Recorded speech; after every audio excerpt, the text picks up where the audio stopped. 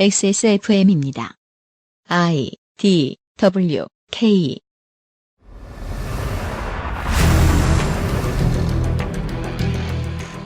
스판덱스 영웅전 이번 달에도 있군요. 덕질인 오늘은 무슨 얘기입니까? 오리지널 캡틴 마블의 이야기입니다. 원래 캡틴 마블을 만나보겠습니다. 나의 마지막 시도 퍼펙트25 전화영어 면역감인 반응 개선에 도움을 줄 수도 있는 바이로메드 알렉스 경기도 김치의 진수 콕지버 콕김치 액세스몰 블랙박스 섹션에서 도와주고 있는 2019년 4월 두 번째 금요일에 그것은 알기 싫다. 잠시 후에 시작합니다.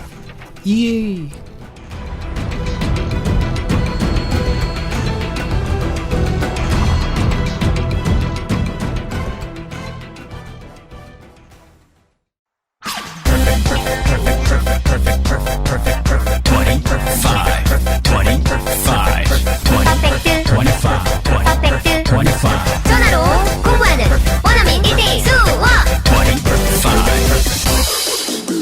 25. Why don't you call Perfect 25? 자, 출발할까? 근데 엄마, 우리 차에도 블랙박스 있어? 지금 XS몰에서 다양한 블랙박스를 만나보세요. 사람들은 면역 과민 반응을 잘 알지 못합니다. 그러나 우리가 말할 수 있는 것은 단 한 가지. 알렉스는 면역 과민 반응 개선에 도움을 줄 수 있는 건강 기능식품입니다. 혹시 광고를 듣고 계시는 본인이 면역 과민 반응이라고 생각하신다면 알렉스가 당신에게 도움이 되어 드릴 수 있다는 말이죠. 비싸서 안 사시겠다고요? 그럼 당신이 지금까지 그것 때문에 쓴 비용이 얼마인지 계산해보세요.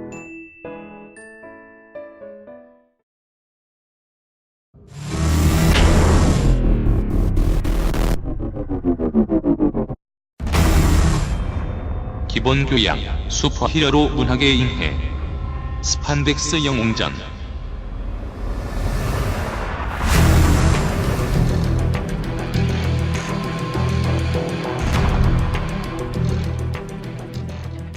그것은 알기 싫답니다. 313회 금요일 순서를 시작합니다. XSFM의 유승균 책임 프로듀서입니다. 어제에 이어 오늘도 음질이 안 좋습니다. 네, 공사는 몇 주 걸린답니다. 이해 부탁드립니다. 널리 양해 부탁드립니다. 윤세민 에디터도 앉아있고요. 네, 안녕하십니까. 윤세민입니다. 네. 저는 오늘 방송할 영화는 아닌데 적어봤어요. 뭐요? 스파이더맨 유니버스였나? 그 애니메이션. 유니버스. 네, 애니메이션. 유니버스. 기가 막히더라고요. 그게 명작으로 칭송받고 네, 있어요. 소니에서 그 내놓은 스파이더맨 네. 영화 중에서는 오랜만에 나온 명작이죠. 네, 그렇군요. 화면이 너무 멋있더라고요. 네. 신발이 계속 보이고. 하이패. 네. 우리는 지난달에 그 슈퍼히어로 이야기를 하면서 말이에요.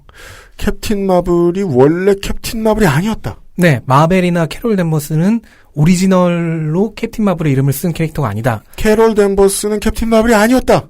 마벨보다 훨씬 이전에 캡틴 마블이라는 이름을 쓰는 캐릭터가 있었다. 원래 캡틴 마블을 만나는 시간입니다. 오늘은 원조집 이야기입니다. 네. 샤잠 혹은 캡틴 마블, 포셋 코믹스, DC 코믹스, CC 백과 빌 파커, 1939년. 1939년 탄생이라는 점에서 알 수 있죠. 늙었다는 걸요? 네, 슈퍼히어로 역사의 극초기에 나온 조상 캐릭터입니다. 네, 2차 대전 시즌에 나온. 자, 최초의 슈퍼히어로였던 슈퍼맨이 1938년에 나왔고, 배트맨과 네이머가 1939년에 나왔습니다. 네. 굉장히 늙었습니다. 배트맨과 같은 해에 나왔고 슈퍼맨보다 1년 늦게 나왔네요? 그쵸. 능력은 슈퍼맨 계열의 초능력 종합 세트. 아, 그렇죠. 우리가 슈퍼히어로의 전형이라고 생각하는. 그래서 슈퍼맨과 비등한 수준으로 묘사되고는 합니다. 하지만은 이제 슈퍼맨이라는 캐릭터의 속성은 이런 거죠. 인간의 모습을 한 신, 선의 등불.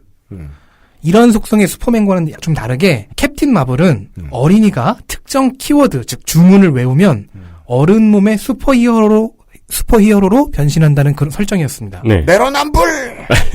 아, 그러면 김민아 씨 아저씨가 승질을 냅니다. 빌런으로 변신하죠. 김민아 씨가 죽이고 싶습니다. 네. 아무튼 특정 키워드를 외우면 어린아이가 슈퍼히어로가 된다. 네. 39년 대중문화가 막 생겨나던 시기였고요. 네. 슈퍼히어로 장르도 생겨나던 시기였죠. 변신 마법 소년소녀 캐릭터의 시초라고 할 수 있습니다. 그렇군요. 이거 마법소녀, 미미, 민키 이런 거였구나. 이게 일본으로 건너가서 그 치마 짧은 영웅들이 되는군요. 와, 그렇군요. 어떻게 보면 에스퍼맨도 심영래 주연의 에스퍼맨도 네. 아무도 보지 않은 곳에서 그 앞돌기를 하면은 변신을 했잖아요. 그렇죠, 주물은 그렇죠. 아니었지만. 네. 그런 계열 캐릭터의 거의 뭐 선구자적입니다. 네. 자, 그럼 그 주문 샤잠인데요. SHAZAM. 똑같은 이름의 그 음악 찾기 앱이 있긴 하죠. 네, 그렇더군요. 자, 이 샤잠이라는 단어는요, 신으로 추앙받은 고대 영웅 6명의 이니셜을 합친 겁니다.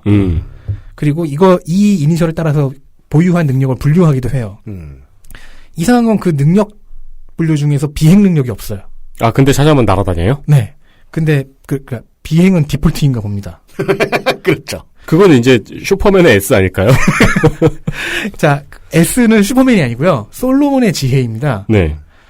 기억력과 지적 능력이 강화되고 뭐 그렇다는데 스토리 전개상은 무시되는 능력입니다. 그럼 그냥 슈퍼맨의 S로 하지 뭐. 그래서 날아다닌다.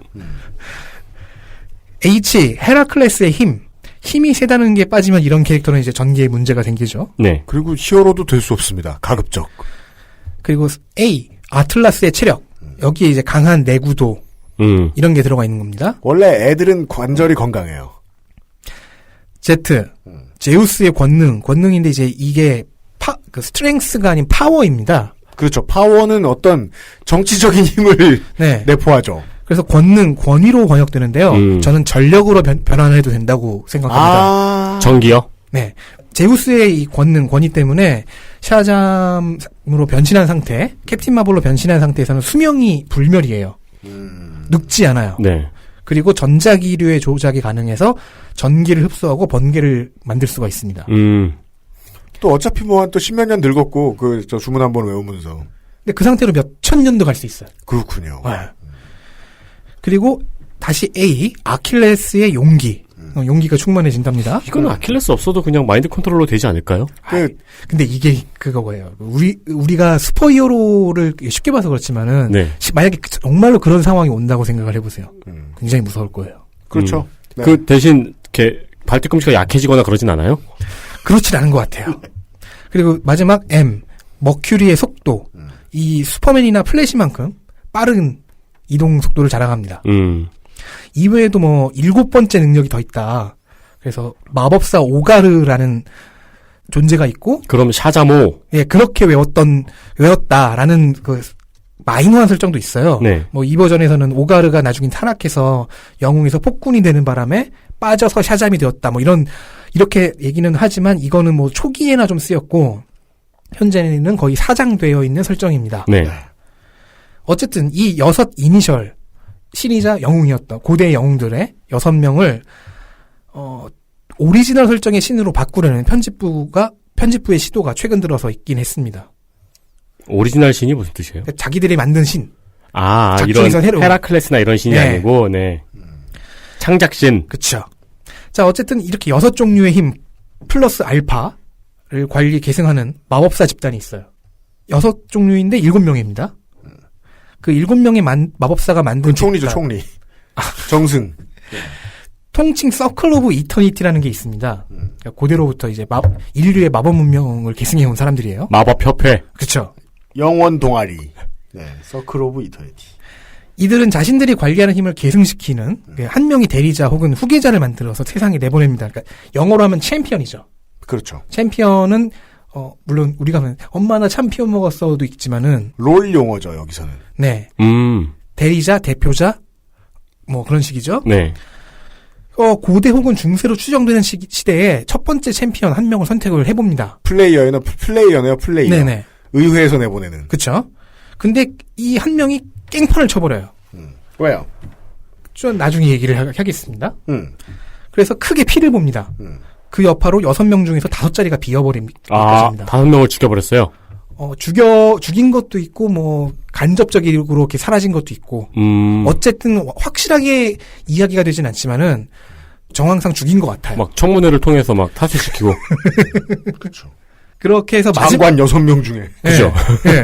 그러면 이제 이 의회에서 1명 남았잖아요. 이 마지막 남은 마법사는 샤잠이라는 이름을 홀로 이어받아 있는 상태죠. 네. 그리고 현대가 되자 새로운 대리자, 새로운 챔피언을 만듭니다. 그렇죠. 이렇게 한 명만 남으면은 사퇴하고 싶죠. 그래서 아예 힘을 전부 다 계승시켜주기로 합니다.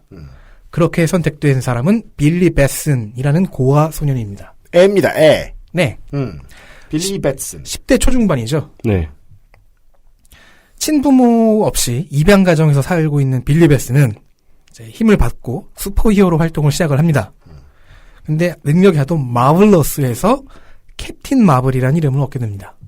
이 캡틴 마블이라는 이름을 얻게 된 거는 우리가 아는 마블과는 상관이 없는 시기인가요? 전혀 상관이 없습니다. 그렇습니다. 이 캐릭터가 마벨과 캐롤 댄버스 이전 최초로 캡틴 마블이 된 캐릭터입니다. 원조집. 네. 말버릇도 있어요. 데드풀에게는 뭐 맥시멈 에포트라는 말버릇이 있고 루크 케이지는 스윗 크리스마스 같은 말버릇들이 있는데 빌리 베스는 홀리 몰리라는 감탄사를 유행어로 갖고 있습니다. 어머 깜짝이합니다. 네. 영화에서도 이 홀리 몰리를 여러 번 중얼거립니다. 네. 유행어를 미는 슈퍼히어로라는 점에서도 최초입니다. 네. 워낙 오래됐으니까 그렇겠네요. 여러모로 시초가 된 캐릭터죠. 그리고 40년대 중반, 정확히는 41년대부터 네. 설정이 확장됩니다. 이제 먼저 있었던 서클 오브 이터니티가 먼저 세웠던 챔피언 얘기를 좀 할게요. 캡틴 마블의 숙적 중 하나인데 블랙 아담이라는 사람입니다. 블랙 애덤, 포셋 코믹스, DC 코믹스, 오토 빈더와 CC 100, 1945년.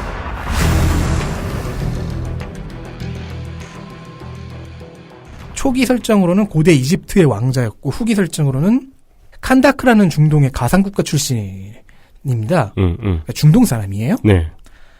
전직 슈퍼히어로입니다. 왜 전직이냐?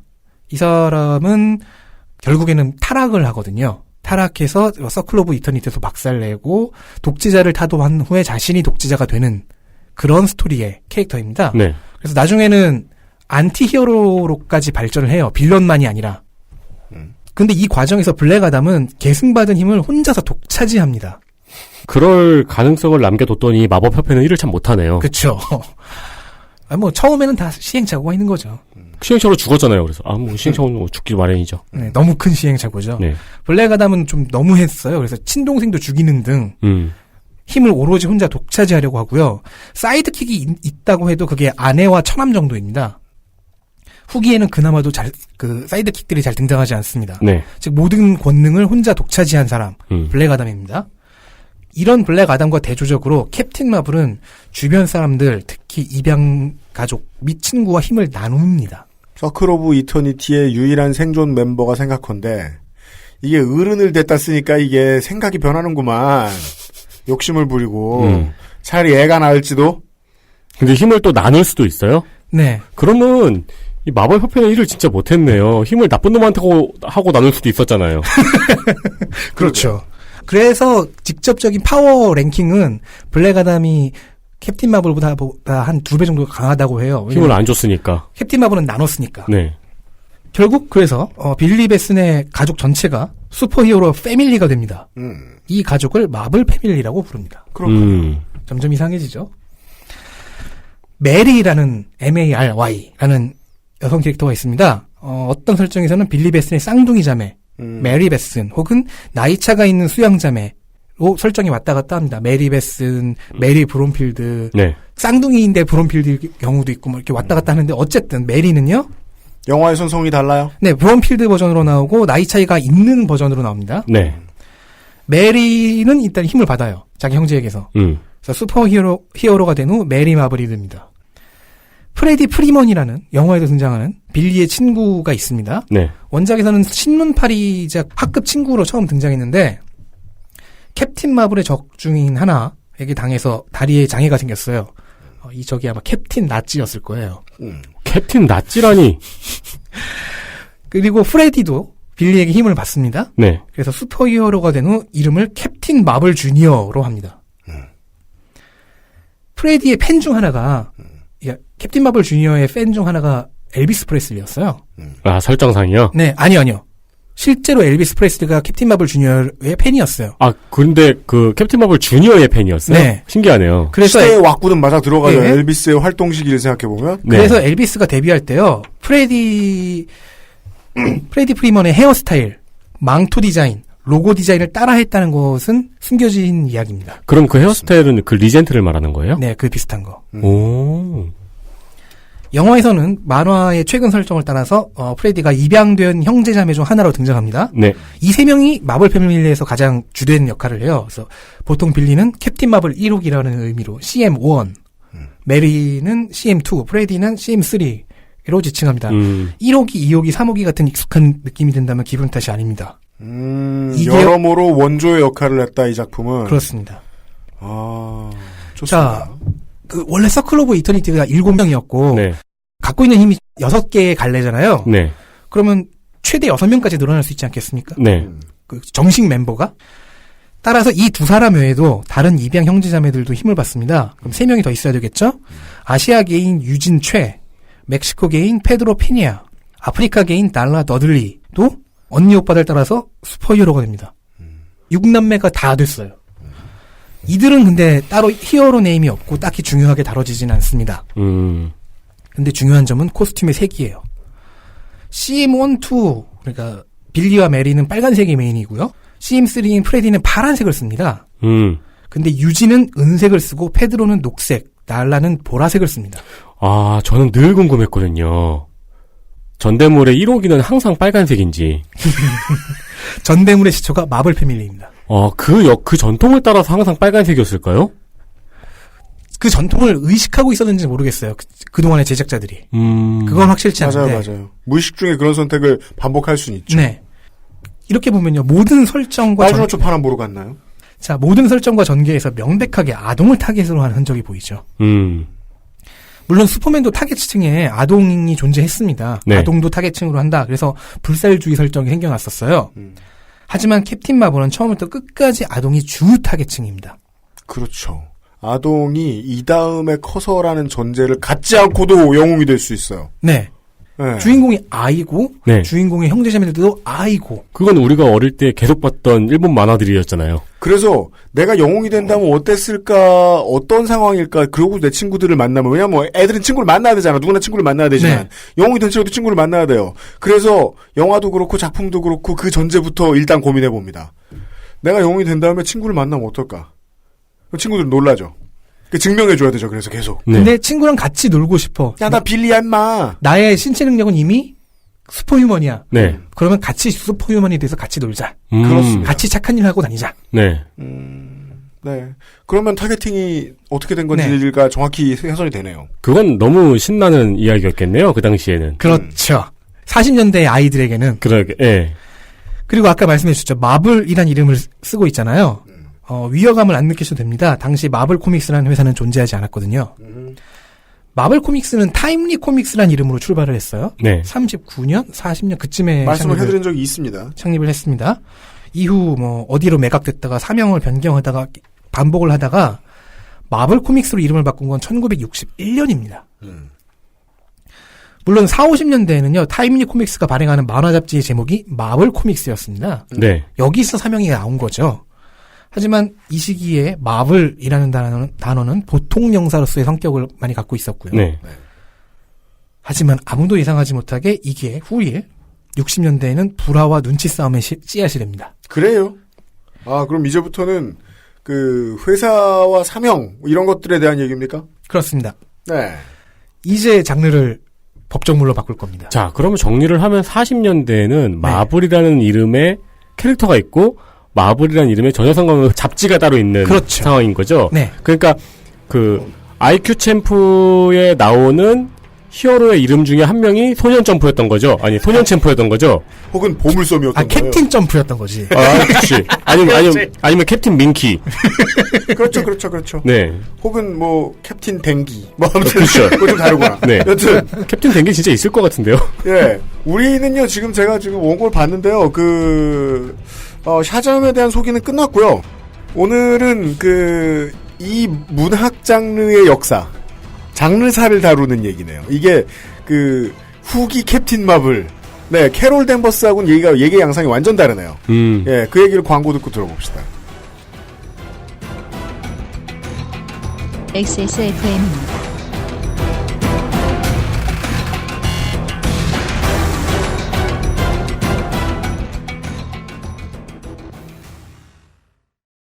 콕 집어 콕. 깔끔한 맛의 경기도 김치를 만들기 어려울 땐 콕 집어 콕. 오차 없이 지켜지는 절임 과정, 양념 배합, 저온 발효, 숙성. 정부가 보증한 전통 식품 인증 업체예요. 그러니까 김치가 생각날 땐 콕 집어 콕. 누구에게나 있지는 않습니다. 누구에게나 필요한 존재지만요. 당신을 위험으로부터 지켜주지는 못합니다. 하지만 당신이 스스로를 지킬 때 큰 도움이 됩니다. 거짓말을 하지 않습니다. 그래서 당신, 그리고 주변에 모르는 사람들도 지켜줄 수 있습니다. 곁에 있는 것만으로도 당신은 든든해집니다. 나는 당신의 블랙박스입니다. 당신, 그리고 타인의 삶을 지켜주세요. 액세스몰에서부터.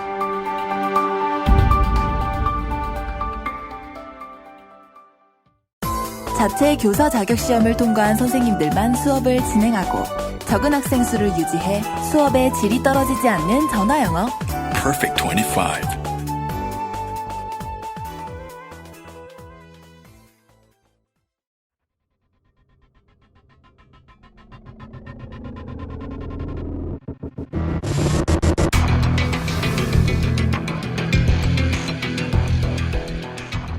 웬일로 2달 연속하고 있는 스판덱스 영웅전 캡틴 마블 때문에 그렇습니다. 네, 오리지널 캡틴 마블을 만나고 있습니다. 포셋 코믹스라는 회사가 있었습니다. 저희들 방송 시작할 때쯤에 아직도 영화 극장 개봉 중일 거예요. 네. 예, 시작하는 단어는 포셋 코믹스? 예, 포셋인데요.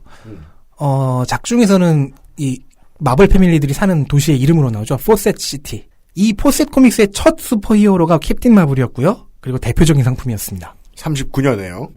포셋 코믹스는 이제 포셋 퍼블리케이션즈, 포셋 출판사의 만화 부서였어요. 이 출판사는 펄프 픽션 잡지, 유머 잡지 등을 출판하던 회사였습니다. 현재는 남아있지 않아요. 왜냐하면 이제 후일에는 회사가 분할 매각됐습니다. 잡지 파트는 CBS 매거진으로, 도서 파트는 발란틴으로, 만화 파트는 DC 코믹스로. 그렇군요. DC로 갔군요. 다만 창립자의 성에서 따온 포셋이라는 단어는 캡틴 마블 빌리 베슨이 활동하는 도시의 이름으로 지금도 사용되고 있고 영화에서도 확인을 하실 수 있습니다. 그러면은 전 캡틴 마블 현 샤잠은 DC로 간 거네요. 네. 캡틴 마블은 이제 블랙 아담 말고도 여러 가지 빌런들이 있어요. 닥터 시바나가 이번에 영화의 메인 빌런이죠. 그 닥터 시바나와 함께 위즈 코믹스 넘버 2에서 데뷔했습니다. 네. 넘버 1은 출판되지 않았어요. 넘버 2가 포셋 코믹스의 첫 잡지입니다. 이게 사소한 지식인데요. 미국 출판 만화의 초기에는 애쉬캔 카피라는 그 수법이 있었대요. 네. 애쉬캔 카피. 네. 새로 만드는 잡지를 베타 테스트 겸해서 이제 빠른 상표 등록을 할 겸 1번 이슈를 먼저 미리 찍어두는 거예요. 상표 등록만을 위해서. 네. 보통 5부 이하, 대부분 2부 정도만 인쇄를 하고 채색도 안 합니다. 그래서 흑백입니다. 네. 이래서 이거를 이제 관련된 어떤 번역하기 좋은 단어로 말씀드리고 싶었는데, 덕질인도 그렇고 저도 알아봤는데, 번역어가 적당한 게 없습니다. 그냥 애쉬캔 카피라고 얘기합니다. 네. 한 분은 이제 당국에 상표권 등록을 위해서 보내고, 한 분은 자기들이 갖고, 그런 용도고요. 그 외에. 깡통 제호쯤 될까요? 세절본? 그럴 수 있어요. 네. 그러니까, 나오자마자 없앨 것. 그쵸. 네. 그 외에 출판본이 있다면 그건 뭐 쓰레기통에 버리거나, 관계자들이 기념품으로 가져가거나 하는데, 네. 목조 난로를 떼던 그 당시, 난로에 재를 담아 버리던 쓰레기통을 애쉬캔이라고 불렀기에 애쉬캔 카피라는 이름이 붙은 겁니다. 그럼 이 당시에 애쉬캔 카피본은 지금 가격들이 엄청나겠네요. 장난 아닙니다. 있다면요. 2부 정도만 보통 있기 때문에. 네. 엄청난 가치를 갖고 있겠네요. 이 애쉬캔 카피를 찍었던 회사가 한 2군데 정도 있는데, 네. 하나는 DC의 전신 회사들 중 하나인 올 아메리칸즈였고요. 네. 나머지 하나가 이 포셋 코믹스였습니다. 집살 돈 나오겠네요. 현재는 독립 출판 만화가 이제 테스트베드 킥스타터 용도로 출판 혹은 업로드하는 베타 버전의 애쉬캔 카피라는 용어를 쓰기도 합니다. 이런 전통이 있군요. 네. 전통은 아니에요. 왜냐면은 끊겼으니까요. 상표권 등록을 하려면 변호사를 고용하면 되지 않느냐라는 반문이 가능하잖아요. 그렇군요. 이 반문이 제시되자마자 사라집니다. 어쨌든 이 위즈 코믹스는 대히트를 쳤습니다. 최초로 영상화된 슈퍼히어로가 캡틴 마블입니다. 그렇군요. 슈퍼맨이 아니고요. 네, 빌리 베슨입니다. 무려 1941년에 나왔어요. 12개의 단편으로 엮여있는 영화 어드벤처 오브 캡틴 마블이 극장 개봉을 했습니다. 캡틴 마블의 독립 타이틀은요, 매달 최대 1,300만 부가 팔렸다고 하는데, 이게 한 번 찍은 판매고가 아닌데다가, 이게 슈퍼맨의 타이틀을 뛰어넘어요. 슈퍼맨은 최대 1,000만 부였거든요. 와, 제가 기억하기로. 이거 거의 뭐 뽀로로나 마법천자문 수준의 히트작이군요. 그런데 네. 지금 우리가 왜 이렇게 몰랐는지는 의문이네요. 40년대 얘기니까. 네. 하기사. 이제 네. 그 이야기를 하겠습니다. 자, 이렇게 됐어요. 캡틴 마블이 슈퍼맨을 뛰어넘는 인기를 보여주고, 네. 미국에서 가장 유명한 슈퍼히어로가 되고, 네. 영화가 나오고, 마블 패밀리라고 해서 확장이 되고 있어요. 그럼 이 시장을 개척했던 DC는 이를 질투할 수밖에 없죠.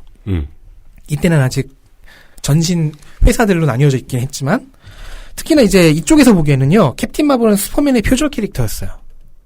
그리고 사실 캡틴 마블만도 아닙니다. 슈퍼맨을 표절한 것으로 의심되는 캐릭터는 폭스 피처 조합이라는 조합에서 내놓은 원더맨, 역시 포셋에서 만들었던 마스터맨 등이 있었습니다. 아, 이때는 슈퍼맨의 카피가 우후죽순으로 생기고 있던 때였군요. 그렇죠. 이맨 저맨. DC가 보기에는 캡틴 마블도 이 중에 하나였던 거죠. 이 아류작들 중에 하나였던 거죠. 네. 그래서 먼저 이 둘 원더맨과 마스터맨에 대해 소송을 먼저 겁니다. DC가요. 이 경우에는 폭스 조합과 포셋이 쉽게 캐릭터를 접고 판매를 중지합니다. 네. 참고로 이때의 원더맨은 현재 마블 코믹스에 등장하는 원더맨과는 완전히 다른 캐릭터입니다. 둘 다 몰라서. 이쪽은 64년에 스탠리와 제커비와 돈 핵이 만든 캐릭터고, 만화판 비전 있죠? 비전의 만화판에 인격 원형을 제공하게 되는 히어로로 캐롤 댄버스의 친구입니다. 토막 상식. 자, 1941년 DC는 이제 두 번째 공격을 합니다. 캡틴 마블에 대해서. 만화, 영화에 대한 판매 금지 가처분 신청합니다. 마스터맨에 대해서는 표절을 인정해서 접어주었던 포셋은 그래도 이거는 양보할 수 없었어요. 캡틴 마블은 자기네 최대 히트 상품이고 주력 상품이니까요. 이 당시에 슈퍼맨보다 인기도 많으니까요. 이건 거의 뭐 롯데자가가 빼빼로 포기하는 수준이죠. 네. 네. 표절은 했는데 그죠? 어쩌라고. 요즘은 표절까지는 아니라고 보는 주지만. 네네네. 이건 얘기가 다릅니다. 어제 이 당시에는 이제 이게 법적 분쟁으로 가는 거죠. 일단 이 가처분 신청은 거절이 됩니다. 그리고 7년 뒤인 1948년 DC 코믹스가 드디어 벼르고 별렀다가 일단 회사의 힘을 다 끌어모읍니다. 네. 세 개로 나뉘어 있던 회사를 하나로 합쳐서 법인을 세 개를 하나로 합쳐서 하나의 회사로 만든 뒤에 다시 소송을 시도합니다. 이거는 정말 그 전대물의 내러티브와 똑같네요. 힘을 합쳐서 네, 힘이 모자라면 힘을 합쳐가지고 하나의 큰 로봇가 되잖아요. 빨간 로펌, 파란 로펌, 녹색 로펌이 이렇게 모여가지고 네. 예. 1, 2, 3호기가 네, 그렇죠. 녹색 로펌은 기차였고 파란 로펌은 경찰차였고 그렇습니다. 빨간 로펌은 전투기였겠죠. 네. 자, 어쨌든 간에 아니면 다 표범들이었을 수도 있어요. 네. 이때 이제 뭐 내셔널 퍼블리케이션인가 하여튼 그렇게 이름을 하는데 통칭 이때부터 DC라고 합니다. 법무법인 파워레인저. 진짜 무섭다. 법무법인 파워레인저에 선임했습니다. 김현장보다 훨씬 멋있어 보여요. 그러니까요. 태평양 이런 거보다. 심지어 5명이잖아요. 김현장은 2명인데. 태평양 이러면 다 참치들 같잖아, 변호사들이. 법무법인 저스티스 리그? 그렇죠. 율촌 진짜 약해 보이잖아요. 그니까요. 따가울 것 같고. 법무법인 저스티스 리그면은 형법 전문인가? 일단은 대표 변호사가 눈이 하나예요. 다음. 네, 소송을 걸었어요. 네. 소송의 논리를 이렇습니다. 자, 봐라. 능력이 완전 비슷하다. 날 수 있고 힘세고 옷도 있고 망토 입고 스판덱스고. 이제 포셋은 그건 네 생각이고. 이거는 아이폰과 갤럭시 같기도 하네요. 네. 이거는 모방이지 표절이라고 하면 어쩌겠냐. 장르가 다 네 거가. 네. 이 시장이 다 네 거가. 네. 이런 식으로 방어를 합니다. 향후 시장을 이렇게 열어잡겼군요.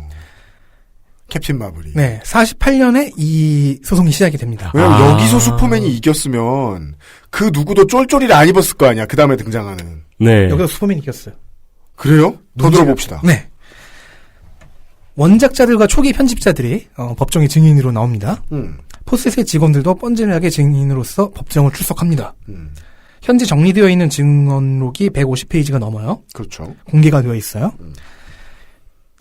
DC는 이제 캐릭터 설정만으로 밀면은 또 이제 표절 의혹을 밀기가 좀 애매하니까 설정과 디자인 외에도 슈퍼맨의 액션 장면을 표절한 것으로 의심되는 비교점들을 증거로 제출합니다. 주먹으로 아구창을 치지 않았냐. 그렇죠. 벽이 이렇게 부서지지 않았냐. 네. 특히 이게 그 위즈 코믹스 2호의 표지가 캡틴 마블이 자동차를 집어 던지는 장면이었어요. 네. 근데 슈퍼맨이 등장했던 액션 코믹스 넘버1의 장면이 슈퍼맨이 자동차를 들고 있죠. 자동차를 들고 이렇게 꽉 부수는 장면이잖아요. 네. 이런 것도 표절 아니냐. 근데 또 요즘 자동차는 SUV를 들거나 경차를 들거나 뭐 박스카를 들 수 있는데 그때는 차들이 생긴 게 비슷하잖아. 네. 포스에서는요. 슈퍼히어로 이전의 영웅 캐릭터들이 등장하는 소설의 사퍼나 만화에도 유사한 장면들이 있다는 점을 들어 방어하고요. 점점 소송이 복잡해집니다. 그래서 스마트폰은 원래 네모나타. 그렇죠. 원래 곡선이 있다. 뾰족하게 만들 거야 끝을. 점점 개싸움이 됩니다. 그 슈퍼맨의 그러네요. 저작권 자체에도 그 좀 복잡한 스토리가 있거든요. 원작자들이 여기 가져가서 까이고 저기 가져가서 까이고 했던 게 있으니까 포스 측에서는 가져가서 까였지만 이쪽에 제출했으니까 이쪽에도 저작권이 있다고 볼 수 있지 않아? 그럼 DC 너네가 슈퍼맨의 저작권을 대표하는 거는 무리가 좀 있네? 라는 논리까지 갖고 옵니다. 슈퍼맨이 이걸 가지고 우리를 소송하다니 이 내로남불. 저쪽 조합에서 갖고 가야지. 왜 니들이 뭐 이런 식으로. 결국 3년이 지난 1951년 소송이 마무리됩니다. 네. 포스에서의 부분 패소. 판결은 이랬어요. 캐릭터의 유사성에서는 표절을 판단할 수 없지만 스토리 전개와 연출에 있어서는 표절이 부분 인정된다. 고 판단했습니다. 당연히 상고가 이루어지죠. 2심에서는 1심의 판결을 인정했습니다. 남은 것은 3심 대법원 상고. 연방대법원 가야죠. 네. 대법원 가면 보통 똑같은데. 하지만 포스에서는 3심 상고를 포기합니다. 이유는 두 가지였습니다. 첫째, 시장 환경이 변했습니다.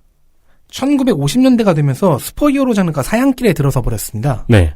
이때가 이제 슬슬 탄압을 받던 암흑기죠. 40년대처럼 길을 쓰고 이 상품을 지켜내야 될 필요성이 없었어요. 아, 그리고 이런 문제는 언제나 돈입니다. 네. 로펌에 돈이 계속 많이 들어간 거죠? 둘째, 소송 비용이 이젠 부담되는 단계에 접어들었어요. 파워레인저가 돈을 많이 요구했어요. DC 코믹스는요, 전신인 3개 회사를 합쳤잖아요. 그래서 여기서 만들어낸 많은 히트 캐릭터가 있어요. 슈퍼맨, 배트맨, 플래시, 그린랜턴. 다 그때 있었어요. 원더우먼, 뭐 호크맨, 아쿠아맨. 하지만 포스에서는요, 아무리 그 매출이 컸다 한들 히트 캐릭터가 캡틴 마블과 마블 패밀리가 전부입니다. 확장을 해봐야 마블 패밀리 3명까지니까 더 이상은 만화의 수익이 소송 비용을 만들어내주지 않게 된 거예요. 결국 포스에서는 슈퍼히어로 만화 사업을 더 지속할 이유를 찾지 못한 겁니다.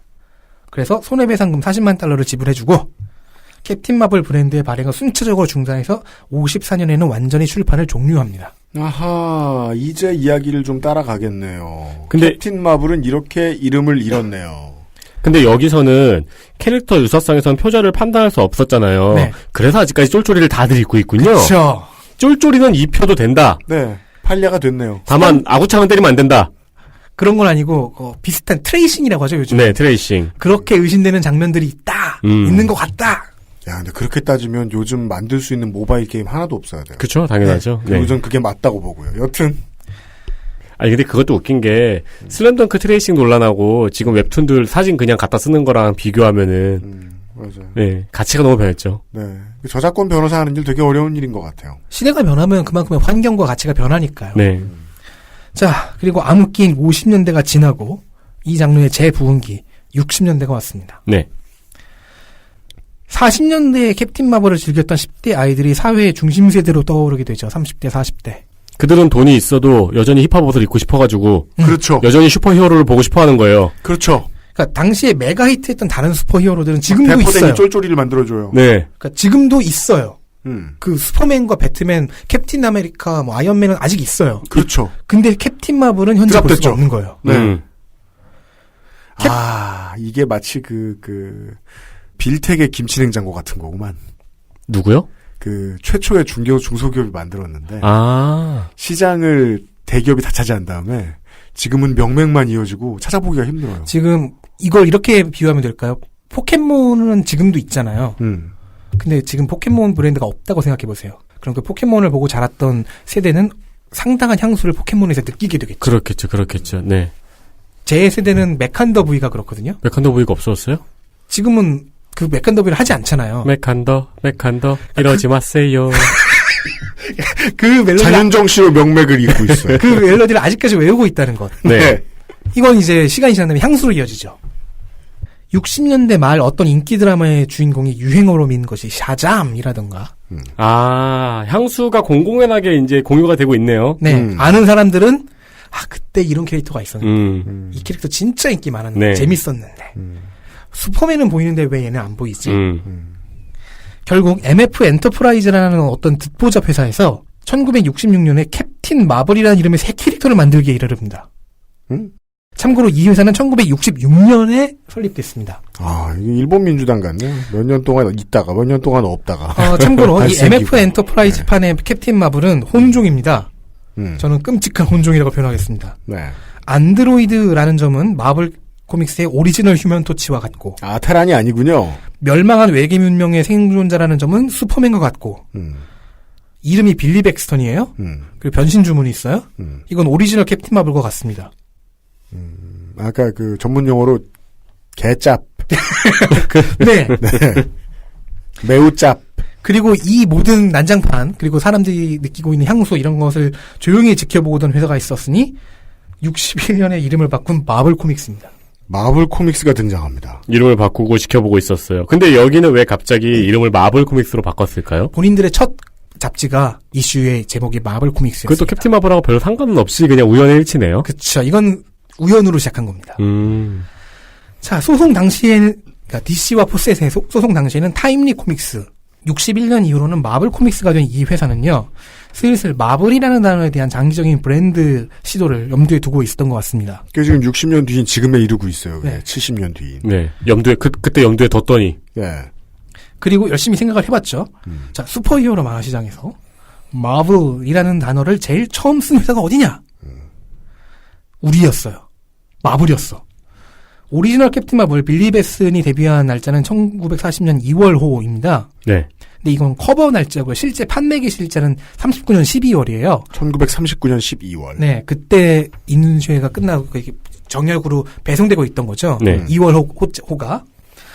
그런데 타임리 코믹스가 마블 코믹스라는 제호의 잡지를 처음 발간한 시점은 39년 10월입니다. 2달 빨랐네요. 근데 이 10월도 커버 날짜일 테니까 실제로는 8월 혹은 9월일 테죠. 네. 맞아요. 따라서 마블은 우리가 먼저다라고 생각할 수 있어요. 캡틴 마블보다 우리 잡지에 마블이라는 이름이 먼저 지어졌다. 그럼 우리가 어떻게 해볼 수 있지 않을까? 라는 생각은 아무나 쉽게 못할 것 같은데. 그리고 이래서 이게 변호사들이 열일해야 돼. 그 마블 코믹스의 상표권을 얻었다는 거는 마블이라는 그 단어에 대해 상표권을 얻었다는 거는 이 단어를 가지고 여러 가지 파생 상품들을 만들어낼 수 있다는 얘기예요. 네. 자, 꼭 뭐 이 때문은 아니었겠지만 아무튼 마블 코믹스는 슬슬 새로운 캡틴 마블 마벨의 출시를 생각합니다. 지난 회차를 참고해 주십시오. 67년 지난달의 에피소드에서 설명했던 마벨이 데뷔를 합니다. 캡틴 마블이라는 이름으로요. 이게 가능했던 이유는 포셋 코믹스의 허술함 때문이었습니다. 자, 상표권 등록 때문에 애쉬캔 카피까지 발행해 놓고서는 정작 캡틴 마블이라는 제목에 대해서 베타적인 상표권을 등록을 안 해놓은 거예요. 베타적 상표권 꼼꼼하게 등록해야 됩니다. 그래서 별리사를 잘 만나야 됩니다. 베타적 상표권이 뭐예요?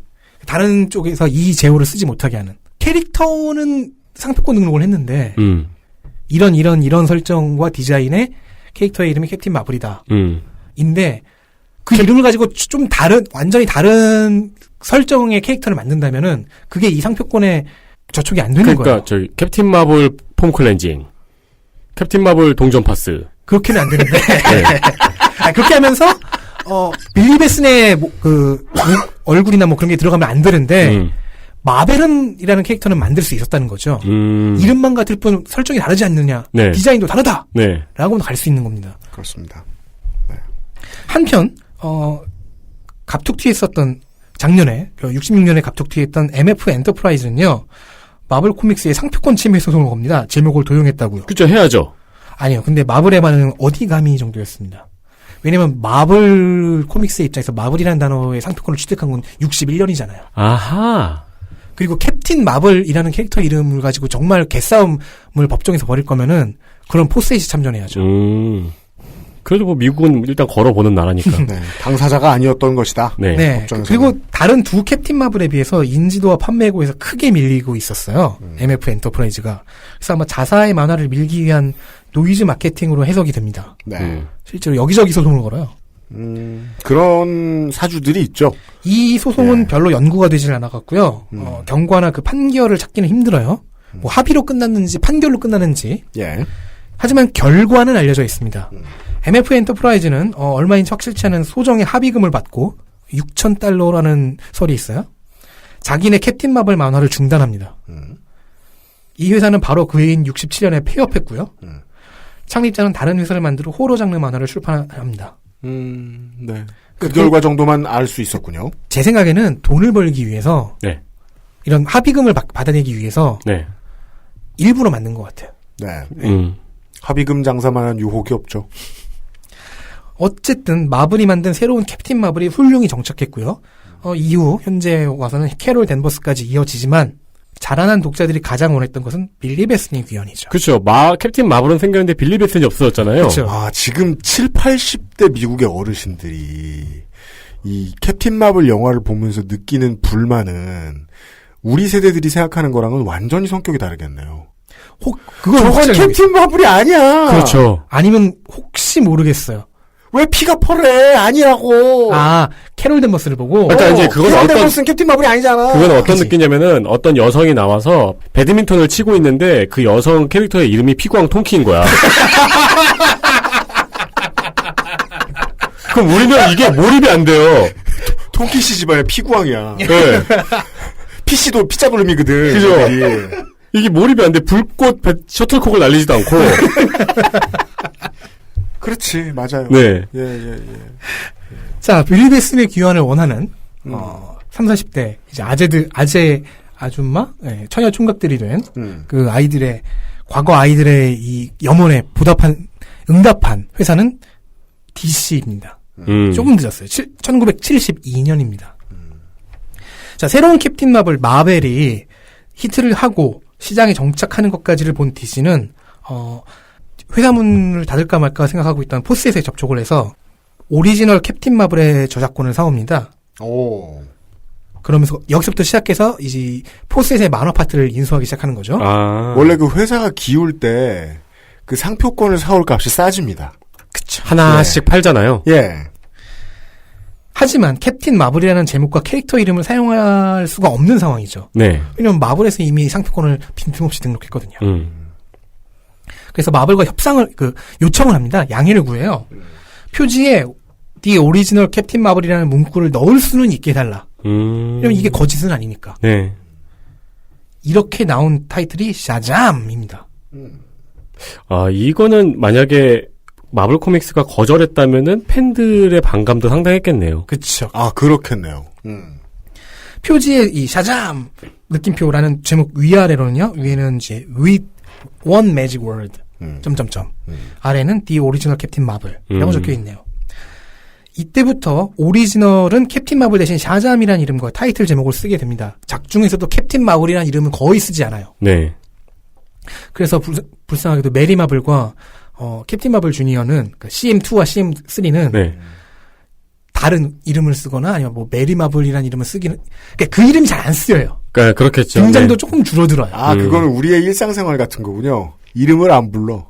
그러니까 메리, 프레디 이렇게 부르는 게 더 많아요. 그렇죠. 그렇군요. 네. 성을 안 부르고. 반면 이제 향후 마블 코믹스와의 협의가 어떻게 진행된 건지 평행지구의 샤잠은 캡틴 마블이라는 이름으로 나올 때도 있습니다. 그건 뭐 다른 협상을 했겠죠. 네. 어차피 이거는 뭐 지구 2, 지구 3의 캐릭터니까 레귤러가 아니야 이러면서. 지구 3의 저작권이 등록되지 않아. 접촉되지 않아. 어쨌든 이렇게 성인이 된 소시적 덕후들의 염원이 이루어져 빌리 베슨이 귀환합니다. 원작자 중에서 빌 파커는 이미 사망했고요. C100 그러니까 찰스 백은 아직 생존해 있었는데요. DC는 아예 그림 작가로 원작자인 백을 기용합니다. 완벽하게 향수를 자극하는 거죠. 원작 그림 작가를 데리고 왔다? 그렇죠. 그래서 1번 이슈와 2번 이슈의 표지가 인상적입니다. 넘버 1의 표지는요. 슈퍼맨이 빌리 베슨을 소개하는 표지예요. 내가 제법까지 가서 이겼어 얘를. 그래서 이번에 소개해줄게. 근데 쫄쫄이 이번에 된단다. 대법에서 얘가 나한테 안개기고 그냥 드랍했어. 넘버 2의 표지는 새 아이가 만화책을 펼치는 실사 사진인데요. 만화책 속에서 변신 후에 빌리 베슨이 샤잠이 날아서 나오는 표지입니다. 팬들의 어린 시절을 보여주는 거네요. 그러게요. 예, 귀환을 그런 식으로 알리는군요. 이것이 복잡하다는 캡틴 마블의 이야기입니다. 네, 오늘은 이름 이야기로 끝났네요. 네. XSFM입니다. 콕 집어 콕. 식구가 많아도 나 혼자 살아도 김치는 콕 집어 콕. 시원한 백김치, 감칠맛의 갓김치, 아삭한 총각김치. 무게도 포장도 원하는 만큼 다양해요. 그러니까 김치가 생각날 땐 콕 집어 콕. 면역 과민 반응 개선용 건강기능식품 알렉스. 면역 과민 반응 개선 기능으로 국내 최초 식약처 개별 인정을 받았습니다. 써보신 분들의 반응을 알아보세요.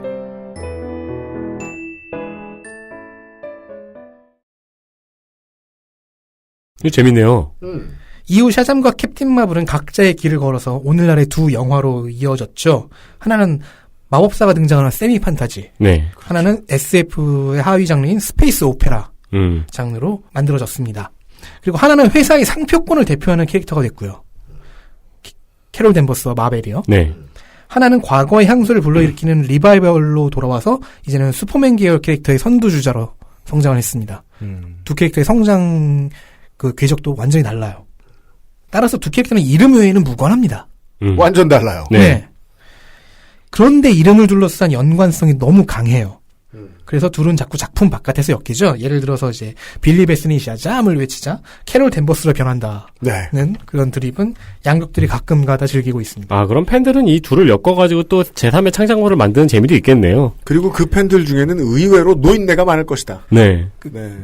요즘도 많죠. 둘이 이름 가지고 싸우는 법정 드라마 같은 거 진지하게 써도 되게 재밌을 것 같아요. 실제 빌리벳하고 캐롤 댄버스가. 그렇죠. 네. 증인으로 마벨 나오고. 네. 화나가지고 저 법원 부서지고. 네. 저 성층권으로 가 싸우고. 네. 오늘은 그런 얘기였습니다. 네. 이상의 이야기입니다. 어떻게 결론을 내보고 싶었는데. 네. 이게요, 오늘은 알쓸 잡놈 버전입니다. 알아보니 쓸모없다 잡놈아. 스판덱스 영웅전이 종종 이런 식이었어요. 이 서사를 가지고 알아낼 수 있는 점들도 있지만 이 서사나 이 캐릭터를 만들기 위해서 업계가 무엇을 했는가를 보는 것도 즐거워요. 왜냐하면 우리가 이거를 무슨 스타워즈나 로드 오브 더 링을 가지고 알아낼 수는 없어요. 왜냐하면은 작품 하나를 위해서 하나의 업체가 그냥 열심히 헌신한 결과물은 이런 세상의 이야기를 들려주진 않거든요. 이런 100년 된 시장의 이야기를. CC백이 결국에는 자신의 옛 캐릭터를 다시 와서 옛날에 그 법정 싸움하던 그 회사에 와서 시작했다는 것도 재미있는 일이고. 영웅 얘기이기도 하지만 영웅을 소비하는 시장에 대한 얘기이기도 합니다. 이달의 스판덱스 영웅전이었습니다. 스판덱스 영웅전은 내년에 계속됩니다.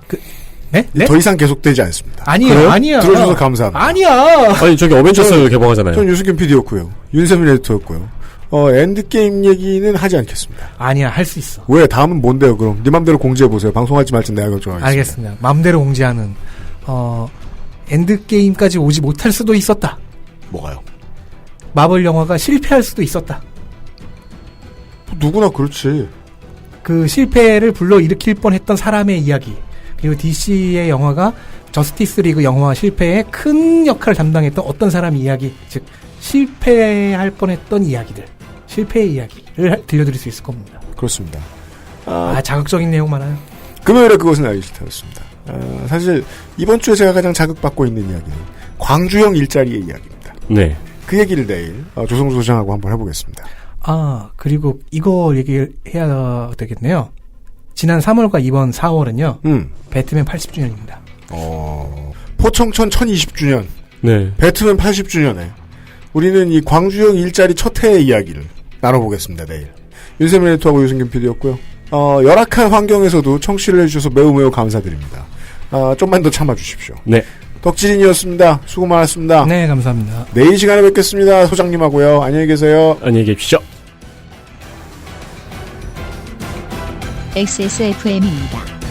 I, D, W, K